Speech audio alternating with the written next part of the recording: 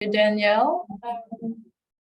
Yes, it's a pity that you cannot see us, but here we have some pictures of our European SUSTA team. So my name is Anouk Dijkgraaf and I'm one of the in-market consultants for SUSTA together with Rosette and Victor. Victor is here with me as well. Yes, I am here as well. You cannot see me, but I am here. Yeah, Victor started this company, Phaff Marketing, over 30 years ago. Yeah, 32 years ago, and last August, I hand over all the shares to my daughter, Roseanne, so she is now in charge, and I'm only an advisor, but still available, and especially for SUSTA, I am here. Just double check, Danielle, can you still hear us? Yes. Yes, okay. Yeah. Yeah, then we will move on with the presentation. So yeah, we will first start with a quick overview of the European markets. Then Danielle prepared some questions for us and we will do kind of a panel discussion. And after that, there is some time left for you to ask us some questions. So during the market overview, we will go through why is Europe an interesting market for you, or can it be? What are some challenges? What are some opportunities? How can you prepare for entering the European markets? So if you have any questions, again, you can ask them at the end of this presentation. So first, the European market. We ourselves are located in the Netherlands, which you can see at the red arrow. All the blue countries are part of the European Union, and all these countries are part of the European strategy of SUSTA, including the UK, which is the orange-yellow country on this map. The UK left the EU, but as it is still a part of Europe, it's still included in the European SUSTA strategy, as well as, for example, Norway, which is not a part of the EU as well. Europe is a large market with a lot of rich consumers, around 500 million. The European Union is one customs zone. So that means once that your product entered the EU, it can travel freely throughout all the European Union member countries. So unfortunately, the UK is not part of this anymore.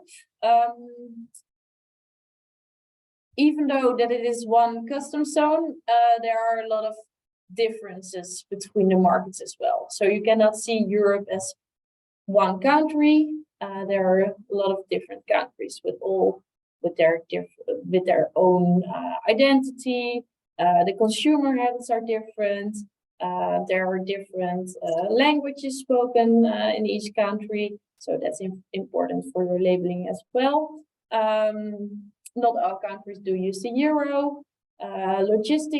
Logistics are arranged country by country. There are differences in terms of payments. A lot of the regulations are harmonized, but there are some rules on a national level as well. Maybe it's good to add something about the Brexit, UK, because that's an extra challenge also for us living in Europe, because it was like Anouk said, once your product is in the EU, it could travel freely all over the EU, but that's not the case anymore. So if you find an importer in Great Britain, which is a supermarket, of course, this importer cannot represent you for the whole of Europe, not so easy as it was in the past, because it's really a lot of extra paperwork, extra challenges, not only for American products, but also for any product to cross the sea to the UK. So keep that in mind with your marketing strategy later. So why Europe? what are some reasons that Europe can be an interesting market for you? Well, the first is that Europe is a mature and easily accessible market. We do have a long trading history with the US. And besides that, our shopping and eating habits are quite comparable. Especially when you compare this, for example, with the US and China, US and India. Yeah, we all see the US movies, so we know what is happening in the US. And that drives the interest for US products as well. We do have good direct trade connections, and yeah, you as the southern United States are on the good side of the US as well. A lot of ports, yeah, directly ship to, for example, Rotterdam, which is in the Netherlands, and which is can be seen as the gateway to Europe. A lot of products enter here, and from there are re-exported to other countries as well. A lot of the consumers speak English, and especially when we are looking at the business side, yeah, almost everyone that you will meet at a trade show, for example, in Europe, that is from a European country, does speak English. And in the Western countries that you can see over here as well, like Germany and the Netherlands, Sweden, the percentage is even higher than 51%. And in the south of Europe, it's a little bit less.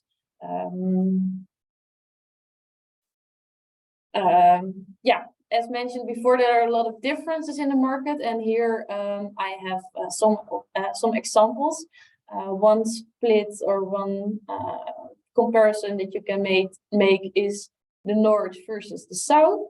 In the north, we say that we eat to live, and in the south, they live to eat.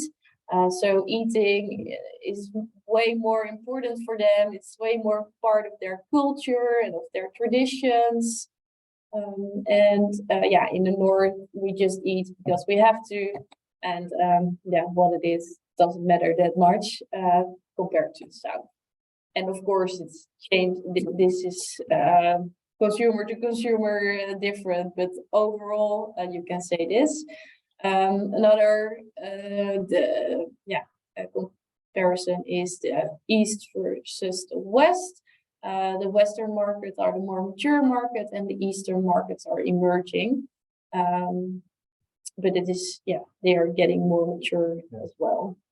And especially, maybe that's good to say, because this is a general comparison, we can do it country by country, but the eastern countries are also emerging, and they are becoming to be ready to be seen as direct importers. Now they buy from the larger importers in the West, but they get big enough to import themselves, especially a market like Poland and the Czech Republic are having a larger group of middle-income consumers.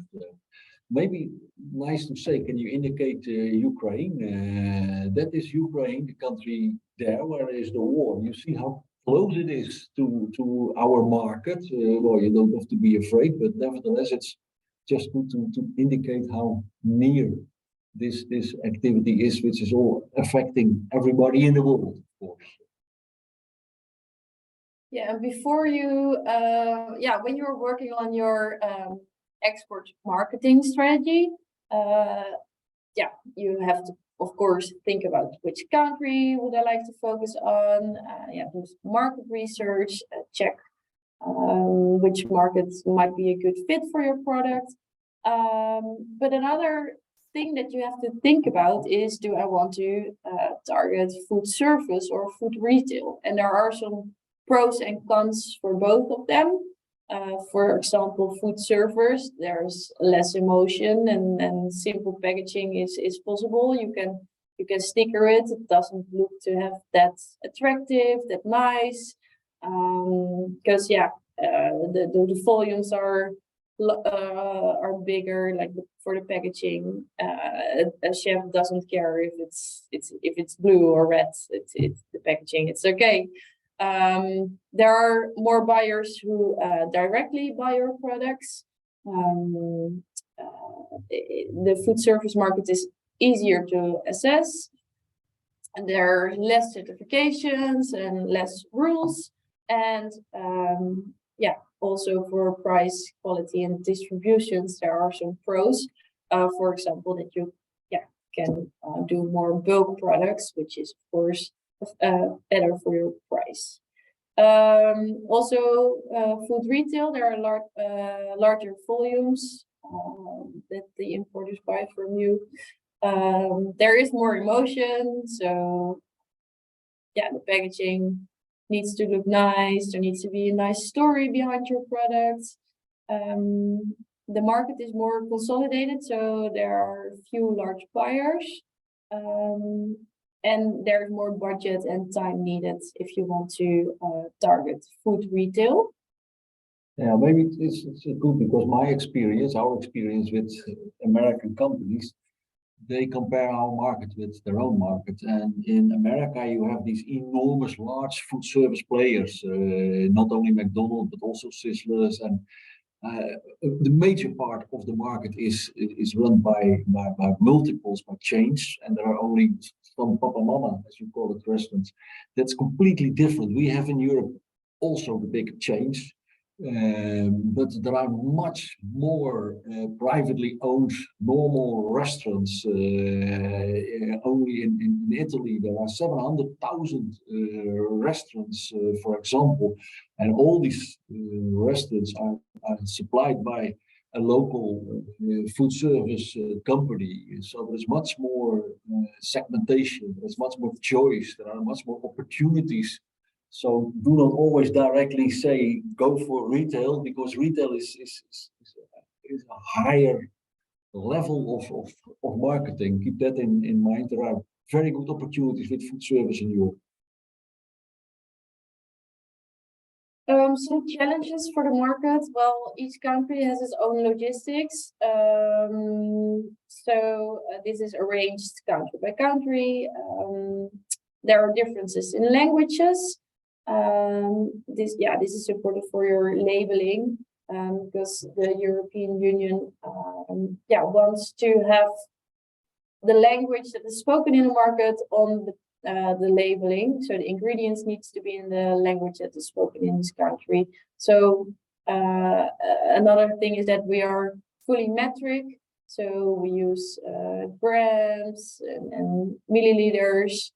And Celsius. So we don't know what we know what Fahrenheit is, but we cannot we do not understand it. Even the older generation, I'm from the older generation, as you know, I don't know how much a feet is, or an ounce, or a stone, or so keep that in mind when coming to Europe. If you talk with the buyers in pounds and in Fahrenheit, they will be polite and say yes, yes, yes, but they do not understand what you mean. So try to talk in metric, try to communicate in metric with all kind of things, because that's really necessary. Europe is a mature market, so there is already a lot of competition. And all products or a lot of products are already available here.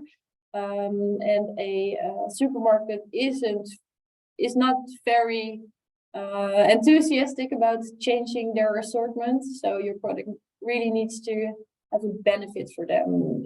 Maybe the price, or unique product, or story. A good story behind it.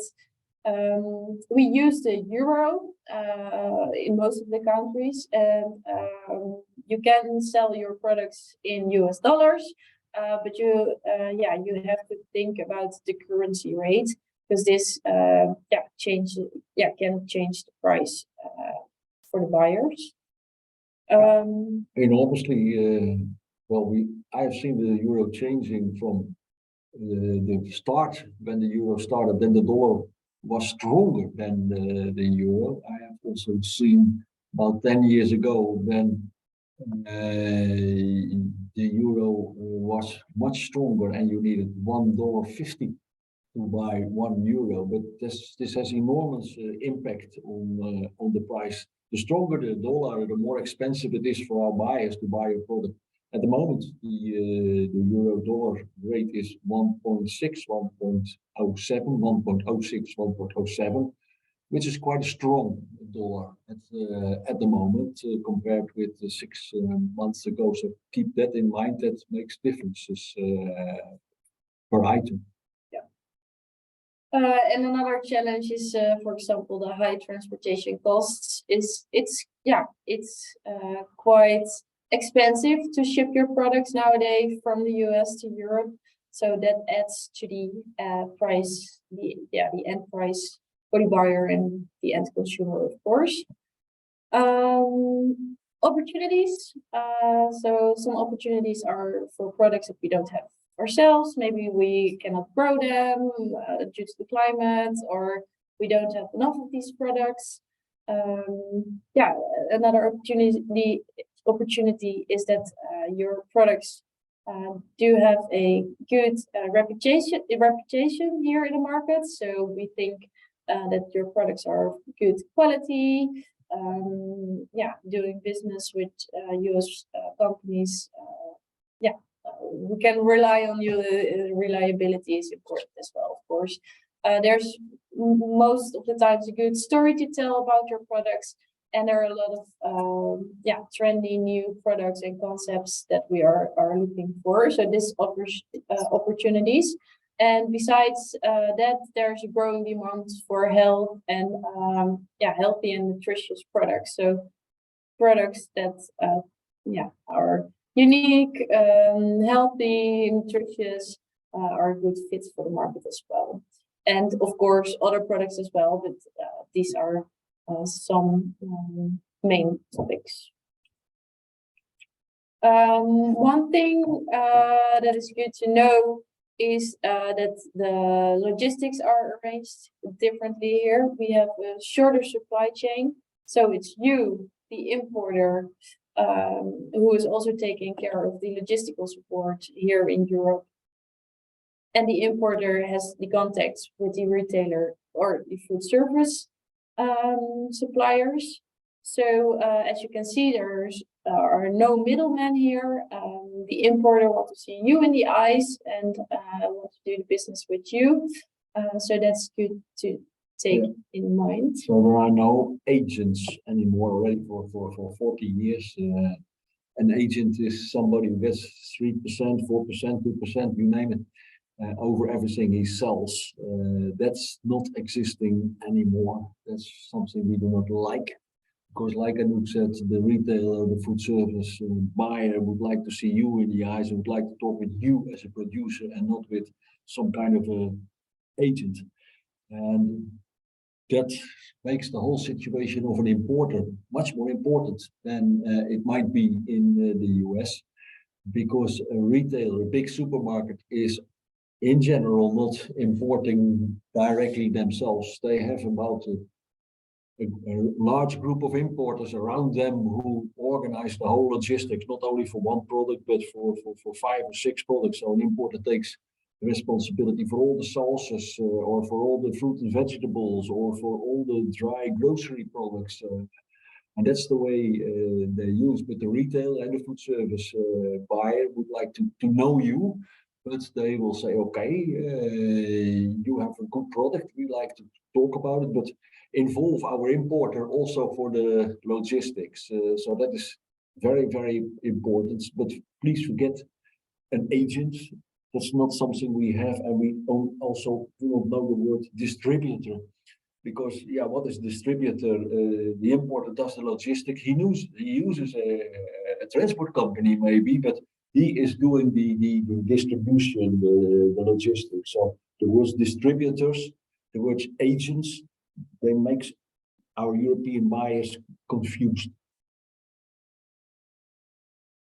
So it is very important to be prepared if you want to enter the European market. And part of this is joining this webinar. So we are very glad to see you here. But yeah, you need to prepare a strategy. And this includes, for example, which country in Europe you would like to focus on. You cannot focus on the European as a whole market. Yeah, in once you need to enter the European market country by country. So pick one country, focus on this country, maximum of 2 countries. Think about import duties, exclusivity. Do I want to do that? Yes or no? The same for private label. Which terms of payment would you like to use? Which terms of delivery? Logistics, how would you like to do that? Do I want to focus on food service or retail? Yeah, labeling, you have to think about making brochures in, for example, German, if you want to enter the German market. Yeah, bring business cards to shows if you are there, and samples are, yeah, nice to bring if you're coming to the European markets. And of course, we are here to help you. So if you have any questions about the European market after this webinar, yeah, you can always reach out to us via email or register for a virtual consultation. We will have a tailor-made discussion with you during these virtual consultations. Yeah, based on what you are looking for, based on the questions you have. So please make use of that. Yeah, now we would like to move on to the panel discussion. All right, great. Thank you for the overview. And then SUSTA prepared a few questions for the Phaff team. And we will start with some new exporter topics. So for an exporter who is new and in particular new to Europe, and they're interested in the EU or Great Britain, which, as you mentioned, is 27 countries plus the UK, how should they determine which country is a good fit? Yeah, that is, of course, the question where it all starts. If you decide to export to the European market, well, that's all depending upon your product. You have to do market research. And one of the things we do more and more nowadays, which is easier than it was in the past, if you go to one of the bigger retailers, for example, the German retailers like Rewe or Edeka or the French Auchan, they all have their whole assortment on internet nowadays. So you can see if you are doing, for example, mayonnaise. Just to give you an example, you go to one of these supermarkets and you type in mayonnaise, and then you see the whole range of mayonnaise products. And that gives you an idea how big the market is. Yeah. Do they have just 1 or 2 items on the shelves? Well, then mayonnaise is in France or I don't know, Spain, not such a big item as it is in Germany, where you have 6 or 7 or 8 or 10 different mayonnaises on the shelves. And that gives you an idea about prices. And then also when you do that, and please start with this simple thing on a rainy afternoon, realize that the prices that you see on the internet are prices which are included the VAT, because the prices that you see here in the shops are the end prices. I know it's different in the UK because you see a price in the shop, but at the counter you pay a little bit more, and then you ask why. Yeah, because we add tax. Okay, that's fair. We know that we have to pay tax, so all prices are including all taxes, but it gives you an idea. Also, you have to consider yourself, how far do I want to go? And that's all depending on your product. If you have a super product where everybody is waiting for, and at the moment that is, for example, yeah, good quality vegetarian products who can replace meat. That's an interesting item at the moment. All Europe, especially the older countries.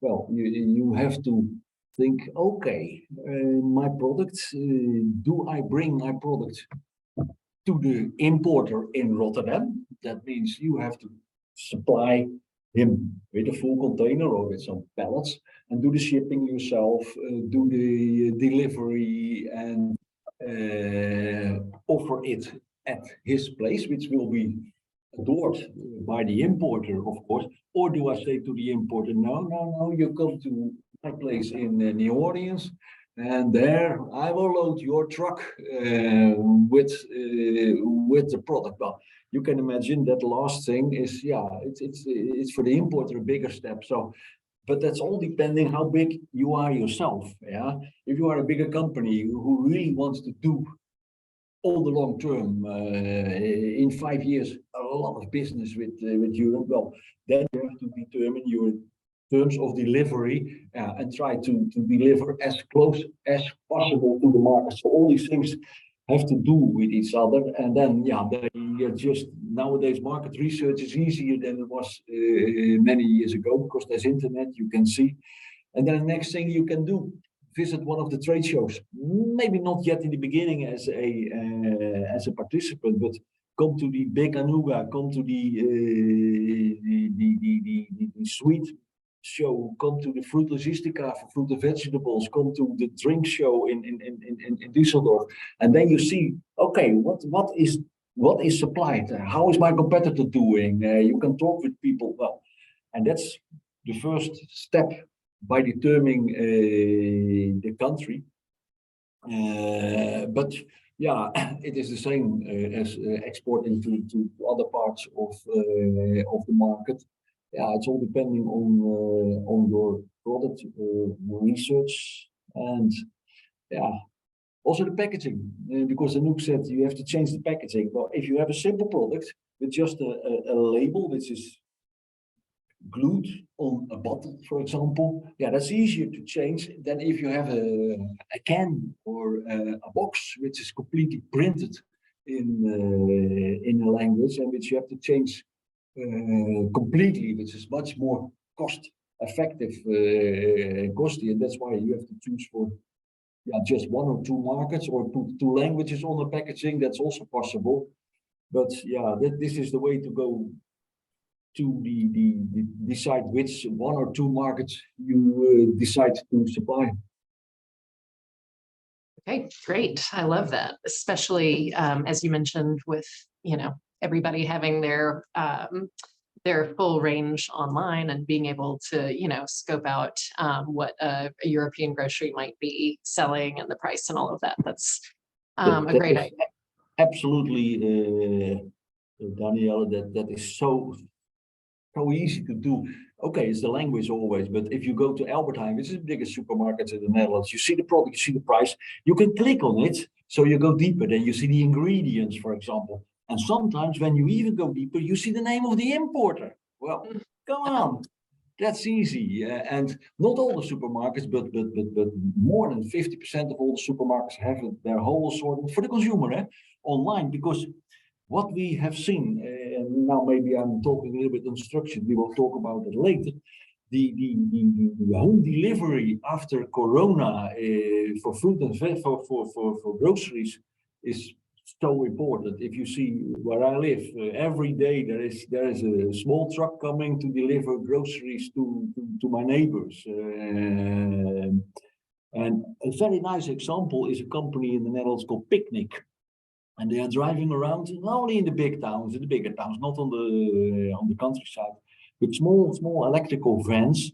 And they were visited by the wife of what's his name? No. The famous Apple, the famous IT man who is so rich. Well, they have a fund, yeah. And his wife was so impressed about this activity, this picnic event, this picnic retailer. So she supported it with $500 million. So keep in mind that is something which is coming up here extremely. These online deliveries where you can order your groceries online and they will bring it a couple of days later. Yep. Bill Gates Was the one that we were looking for. Yeah. Yeah, that's great. Okay, so once a company has determined, 2 countries that are a good fit, are there any documents or regulations that they should be aware of, just from the outset? Anything that would either prevent them from going or that they just need to make sure they have lined up? Yeah, now that is the next step, because you have to do your homework before going to another market. Not only come to Europe, but also to go to India, to China, but like Anouk said, Europe is easy accessible. You have to keep in mind when you're doing meat,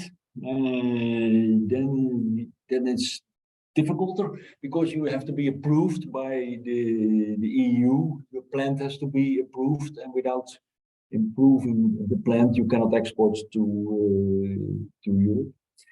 The second thing you have to do is look at your import duty, because unfortunately, between the United States and the EU, there is no trade agreement like there is between Canada and the EU.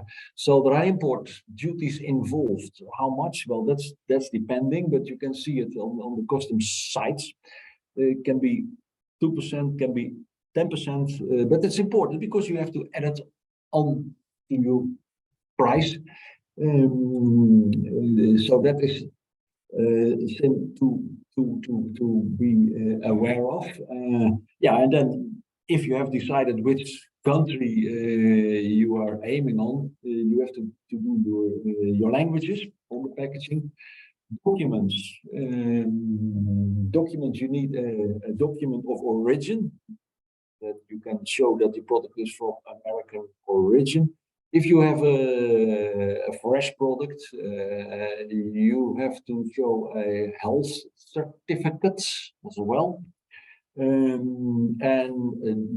you have to supply an invoice. And then there is that is an export document, called the bill of lading. Yeah, and these are the main the documents. And if you go to your shipping agent, he can help you with this.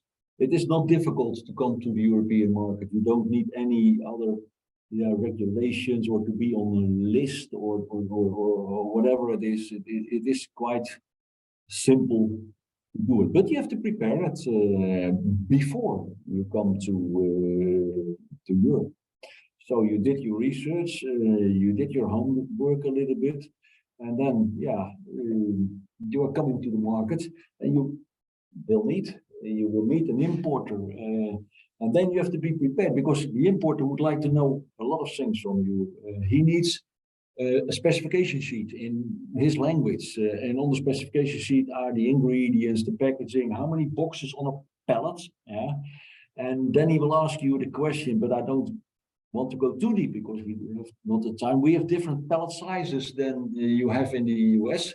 So an importer would like to know if your boxes are fitting on my pallets, because my pallets are going into the racks or in my store. It sounds simple, but it is very important to know. And that all these things are on the specification sheet, the shelf life, how to store it, and so on and so on. So you have to bring a specification sheet.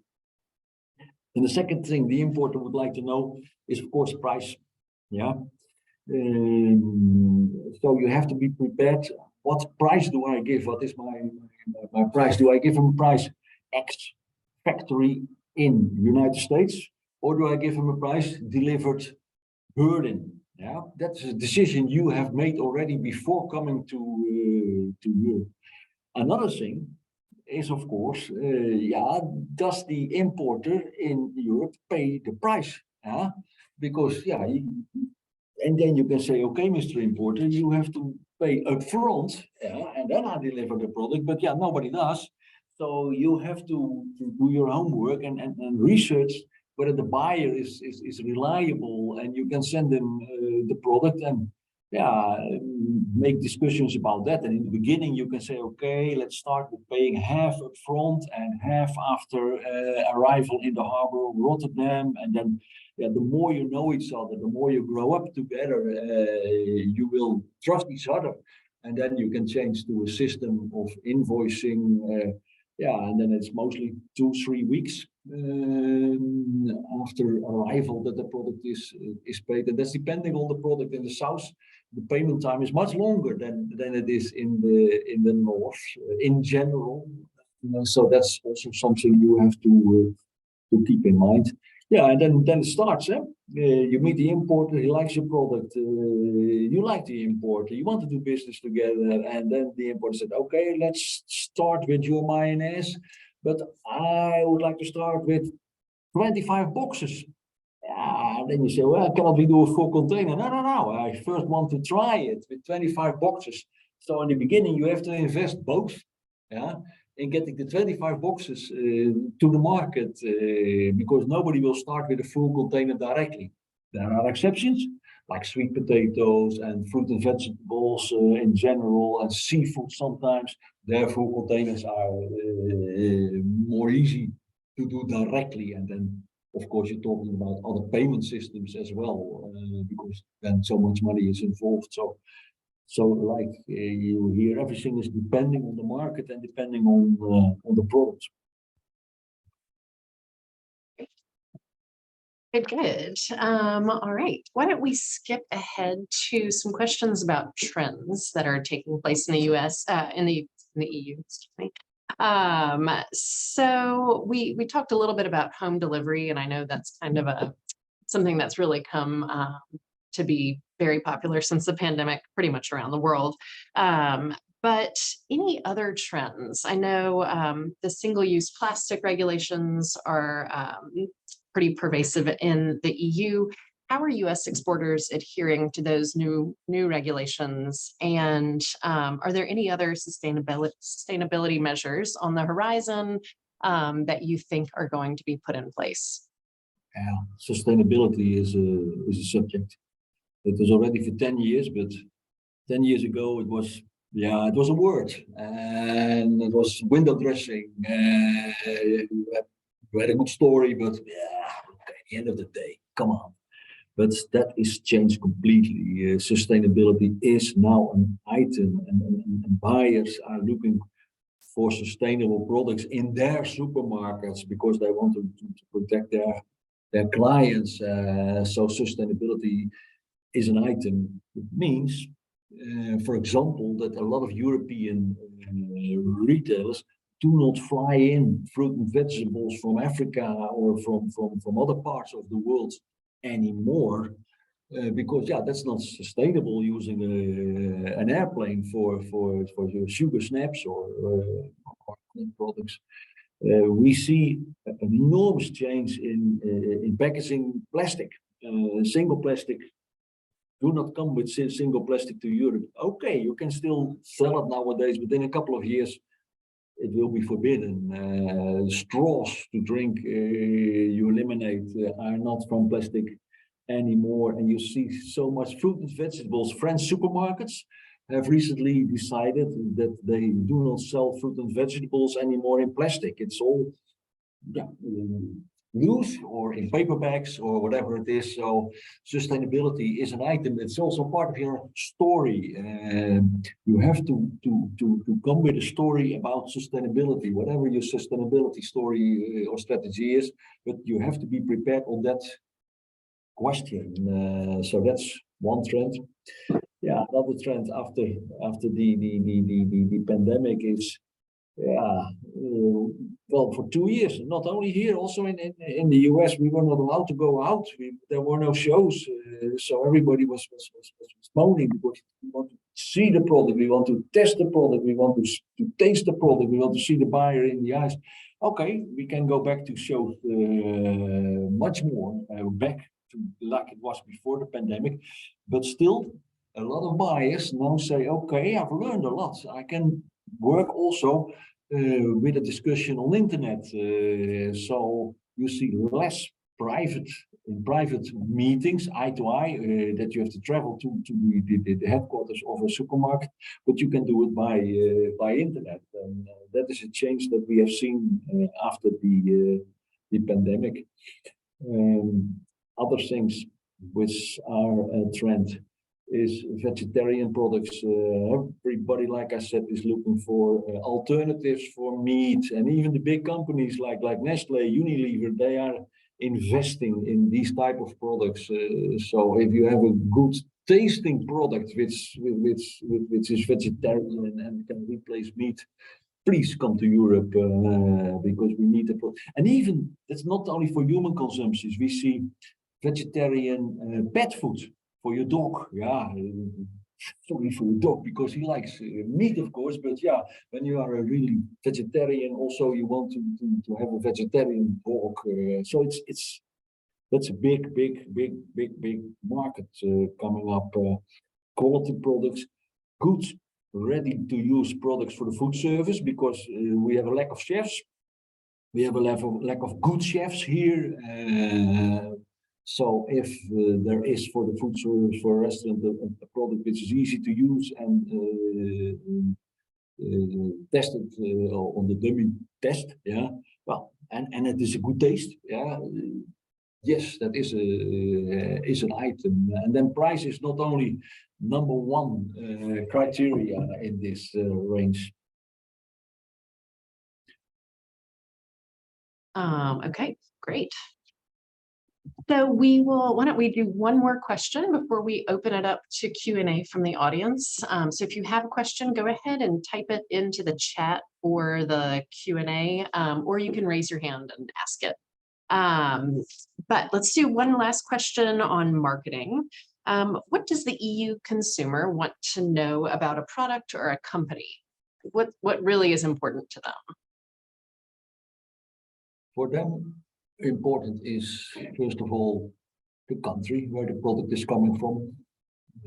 And then, okay, US has a good image, like Canada has a good image, but also US, yeah, because we know you check your products very well. So if I come here with a product from Africa, okay, can be fine, but then the image is a little bit more careful, okay.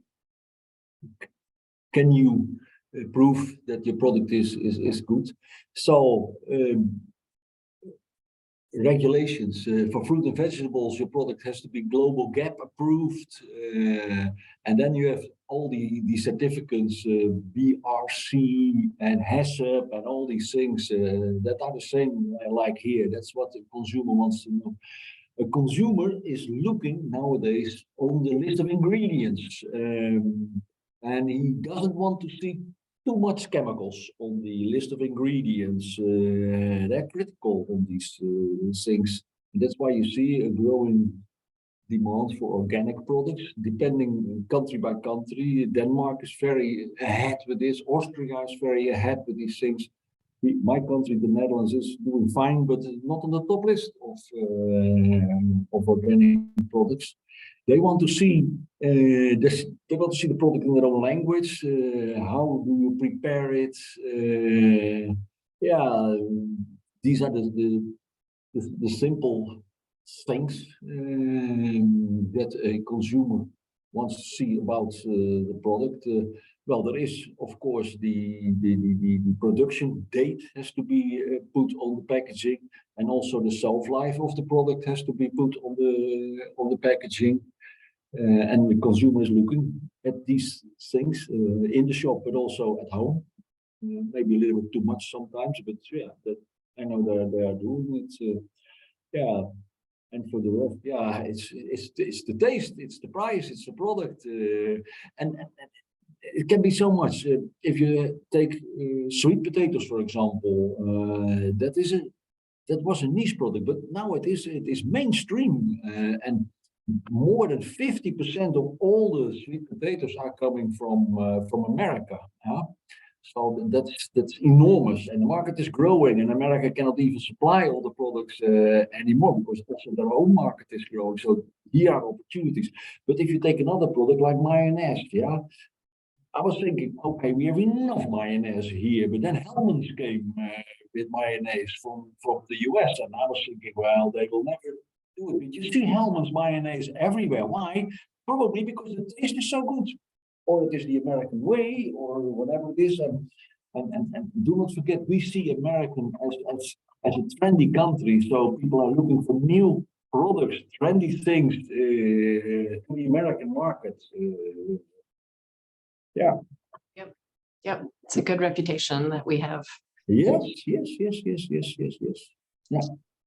All right, so we have a question about plastic packaging. A honey company is on the webinar and they are asking if they would need to package their honey in glass instead of plastic.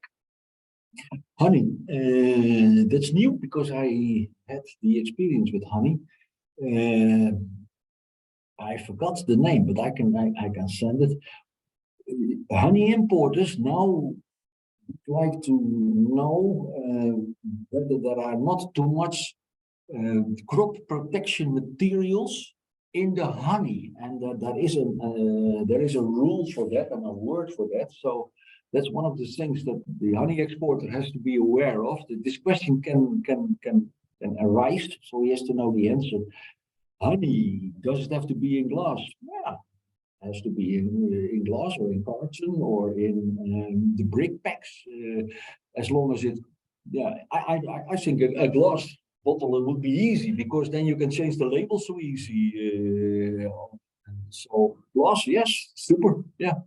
But I think what they were asking is, are they not allowed to send it in plastic?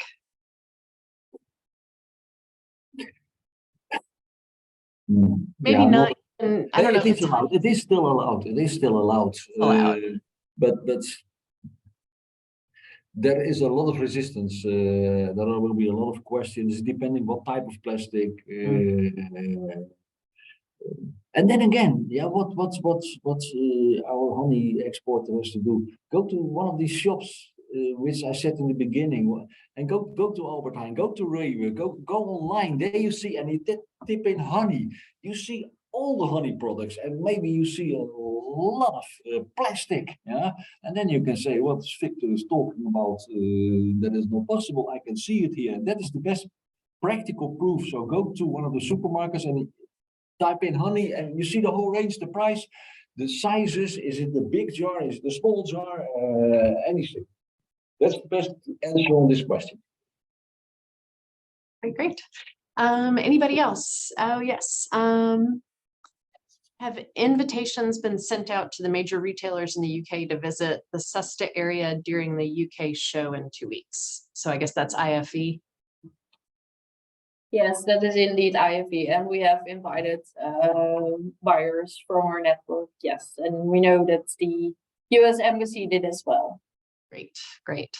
So for those of you on the call who aren't aware of everything on our calendar, we have several events coming up in Europe. We have the IFE show in the UK in a couple of weeks, and that same week is Pro Wine, which is in Germany for the wine industry, but also other craft beverages.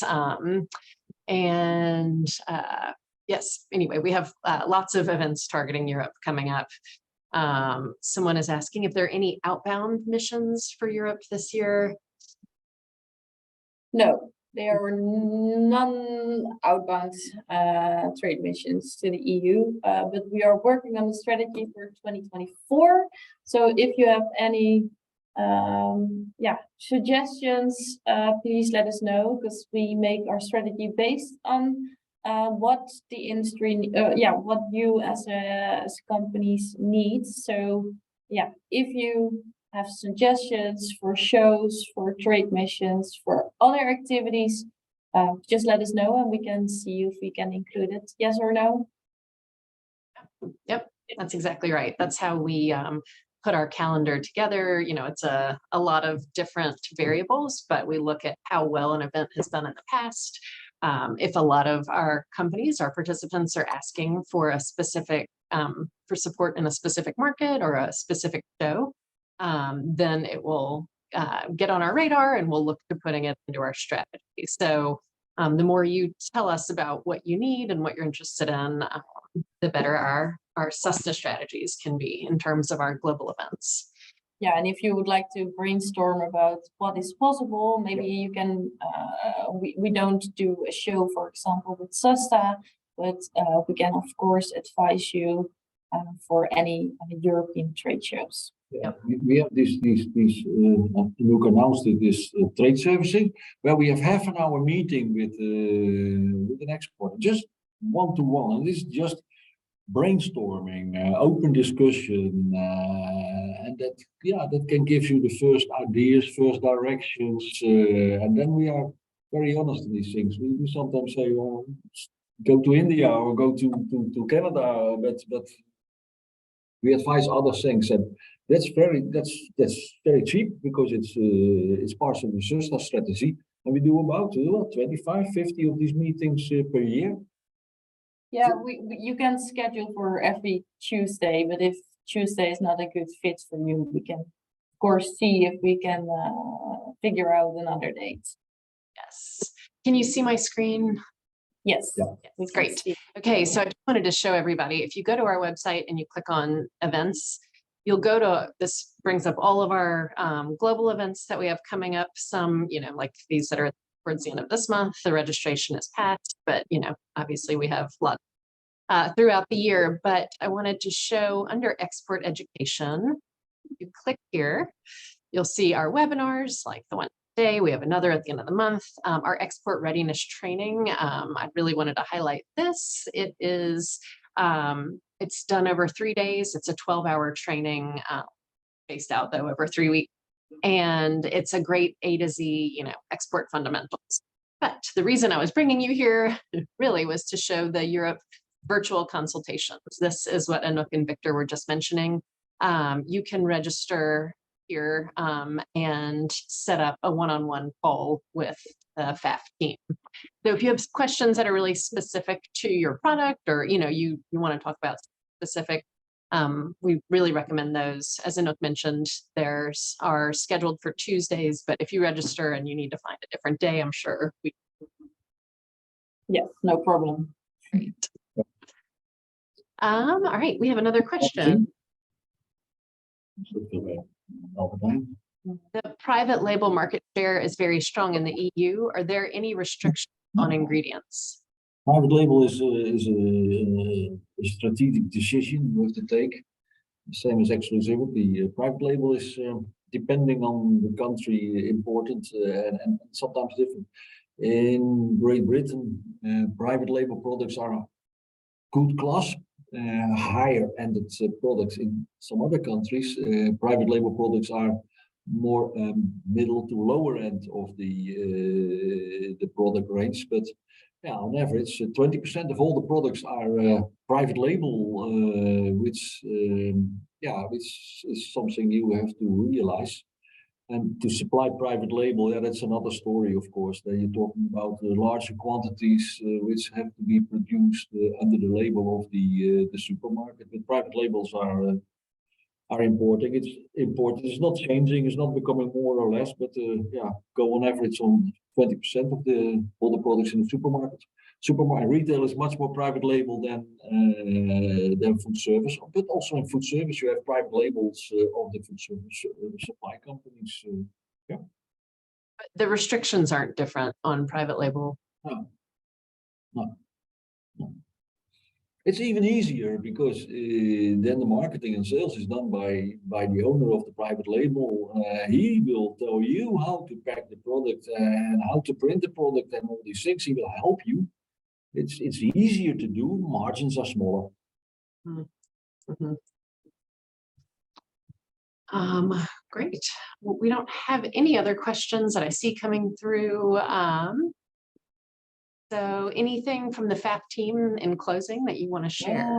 Maybe I was just looking at Anouk. Can we show, because I like I cannot see the honey exported, but I would like to show the example of what you can see about honey on the internet. Oh, yeah. And now Anouk is going to Albert Heijn. Yeah. Albert Heijn is, well, just an example, but that's the biggest supermarket in the Netherlands. Then she has to share the screen.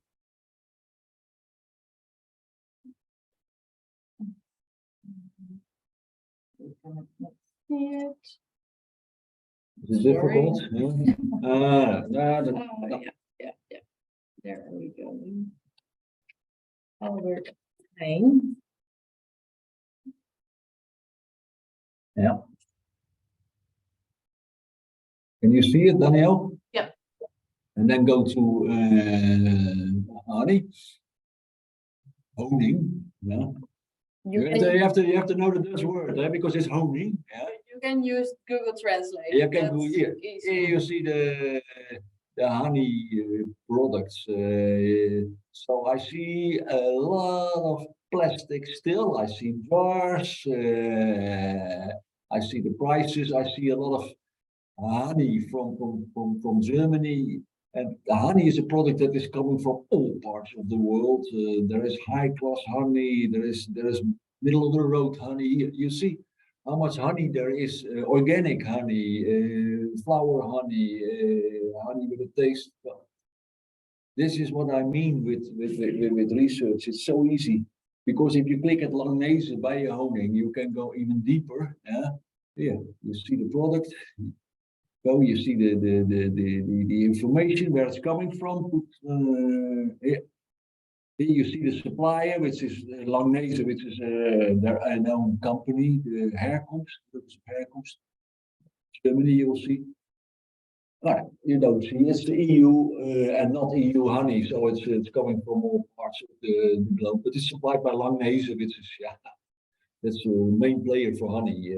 But you see how easy it is to see whether plastic or jars or carton is used.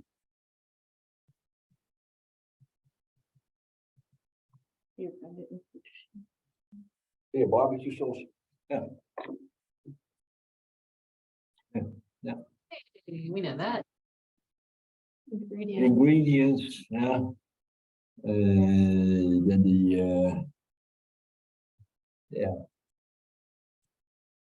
the supply here. Yeah, wait a minute. You see Brand MBV, you have the address of the importer. What else do you want? Free of charge. And the price, yep. Wonderful. The price, that's the supermarket price, including 21% VAT. Somebody was asking, oh, well, we can, you know what, why don't I'll share the website link with everybody.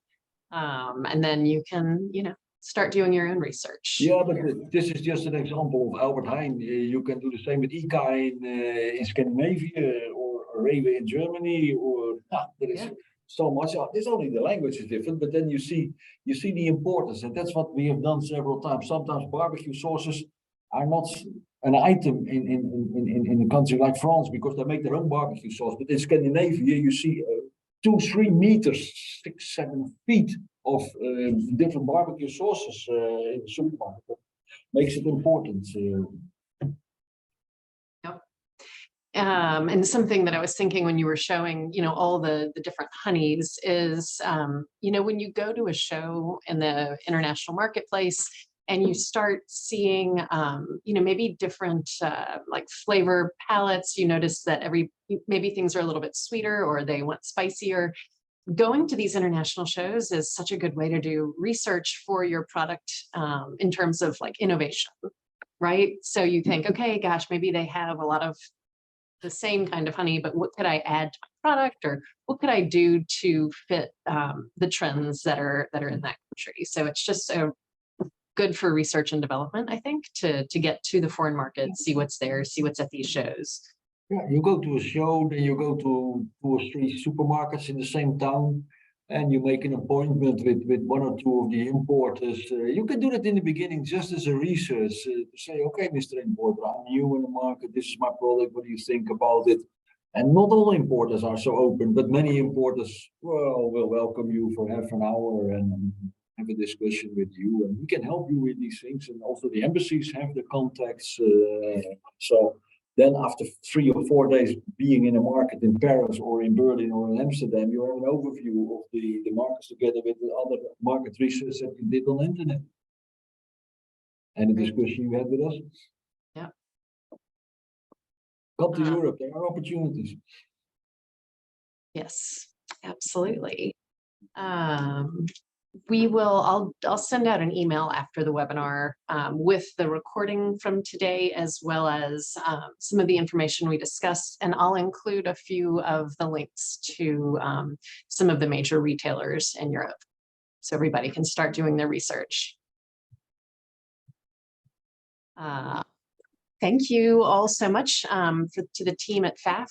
That was really informative and enlightening, and we love hearing from you about what's going on in Europe and what trends you're seeing, and how our SUSTA companies can take part in the market. So we really appreciate you, and until next time. It was a pleasure. Yes, Yeah, wonderful. thank you all. And again, if you have any questions, just reach out to us. We are here to help you. Great, great. And thanks to all of our participants and our states who joined today. It's always great to have you on the call, and we look forward to hearing from you soon. All right. Bye. Bye-bye. Take care, everybody.